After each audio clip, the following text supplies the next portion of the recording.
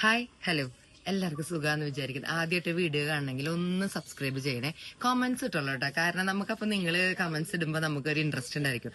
Comments ഒക്കെ ഇടുന്നുണ്ട്, നിങ്ങളൊക്കെ കാണുന്നുണ്ട് എന്നുള്ളതിനുള്ളത്. അപ്പോൾ ഞാൻ പറഞ്ഞു വരുന്നത്, ഞാൻ ഈ പപ്പായ കാണിക്കാൻ കാരണം ഈ ഒരൊറ്റ ചെടിയിൽ രണ്ട് ഷേപ്പിലാണ് പപ്പായകൾ ഉണ്ടായിട്ടുള്ളത്. ഇതൊരു ഉരുണ്ട ഷേപ്പും കുറച്ചുണ്ടായത് നീളം ഷേപ്പാണ്.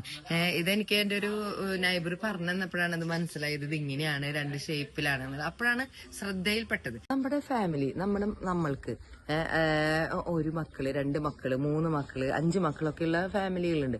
അപ്പൊ എല്ലാ മക്കളുടെ സ്വഭാവങ്ങളും ഡിഫറെന്റ് ആയിരിക്കും. നമ്മൾ വിചാരിക്കും മൂത്താള് നന്നായി പഠിക്കുന്നുണ്ടല്ലോ, താഴെയുള്ള ആള് പഠിക്കുന്നില്ലല്ലോ, അല്ലെങ്കിൽ രണ്ടാമത്തെ ആള് പഠിക്കുന്നുണ്ട്, മൂത്താൾ ഇത്രയൊന്നും പഠിച്ചിരുന്നില്ല, അങ്ങനെ പറഞ്ഞിട്ടൊന്നും ഒരു രക്ഷയില്ല. കാരണം പലരുടെ ക്യാരക്ടർ വേറെയാണ്. അപ്പൊ നമ്മൾ അതിനെ അടിച്ചേൽപ്പിച്ചിട്ട് അതുപോലെയാണ് നീ, ഇതുപോലെ ആവണം നീ, അവന്റെ പോലെ പഠിക്കണം എന്ന് പറഞ്ഞിട്ട് ഒരു രക്ഷയില്ല.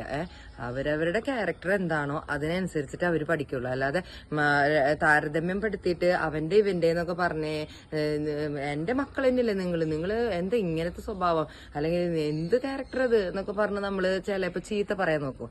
അത് ചീത്ത പറയേണ്ട ആവശ്യമൊന്നുമില്ല. പലരുടെയും സ്വഭാവം പലതരത്തിലാണ്. അതായത് നമ്മുടെ മക്കൾ തന്നെയാണെങ്കിലും കൂടിയിട്ട് അത് വ്യത്യസ്തമായ സ്വഭാവക്കാരായിരിക്കും. അതുകൊണ്ട് നമ്മൾ വഴക്ക് പറയലൊന്നും അത്ര താരതമ്യപ്പെടുത്തിയിട്ട് വഴക്ക് പറയലൊന്നും അത്ര നല്ലതല്ലാന്ന് തോന്നുന്നുണ്ട്. Okay, thank you.